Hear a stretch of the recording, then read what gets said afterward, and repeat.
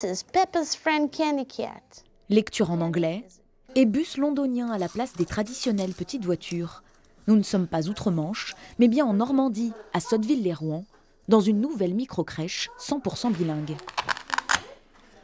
This is yellow, yellow, yellow. Dans cette structure qui vient d'ouvrir ses portes, les enfants n'entendent que de l'anglais. C'est ce qui a poussé Oksana et Jérôme à visiter l'établissement. J'ai du mal à apprendre l'anglais à mon âge, par exemple. Et je me dis que maintenant, plus ça commence tôt, mieux c'est. La culture anglo-saxonne est aussi transmise. Les 2 éducatrices recrutées ont vécu dans des pays anglophones. L'immersion est ainsi poussée jusqu'au bout.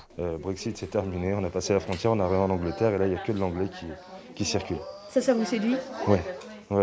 Oui, parce qu'aujourd'hui, on se rend compte qu'au niveau de l'éducation nationale, c'est vraiment compliqué. L'apprentissage de l'anglais en France par rapport aux autres pays européens, on est vraiment en retard. Et donc, on essaye de leur donner la meilleure chance pour leur avenir.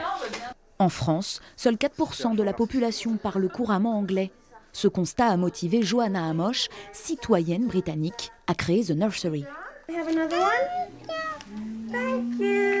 Après 2 ou 3 semaines, ils vont commencer de nous remercier en anglais pour demander please, thank you, quand ils ont soif.